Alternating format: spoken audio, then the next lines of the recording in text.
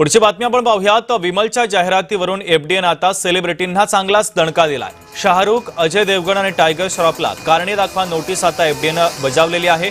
उत्तर देण्यासाठी आता एफडीएन 15 दिवसांचा अल्टिमेटम देखील या अभिनेत्यांना दिलेला आहे।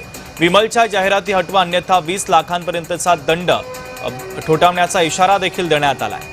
तर विमल इलायची मोहिमेतून सेलिब्रिटींनी त्वरित माघार घ्यावी अशा नोटिसा देखील आता देण्यात आलेल्या आहेत।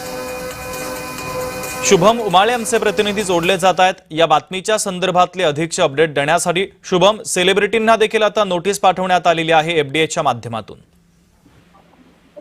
खरं बघायला गेलं तर विमलच्या जाहिरातींवरून आता महाराष्ट्र एफडीए कडून शाहरुख खान आणि अजय देवगण यांना जी आहे आता कारणे दाखवा नोटीस ही आता बजावण्यात आलेली आहे। अशामध्ये समजा पाहायला गेलं तर मग 15 दिवसांचं अल्टिमेटम हे देखील देण्यात आलेलं आहे। जाहिरात हटवा नाहीतर 50 लाखांपर्यंतचा दंड हा भरावा लागेल अशा पद्धतीने सांगण्यात येत आहे।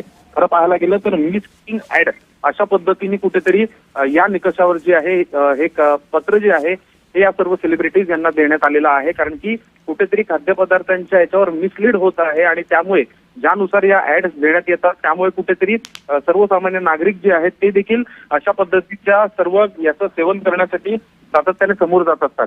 याच गोष्टीला कुठेतरी थांबवण्यासाठी आणि कंट्रोलमध्ये आणण्यासाठी एफडीए कडनं आता थेट सेलिब्रिटीज यांना नोटीस बजावण्यात आलेले आहेत। अगदी शुभम, अत्यंत महत्त्वाचे अपडेट या बातमीच्या संदर्भातले तू पोहोचवलेले आहेत। तुर्तास धन्यवाद।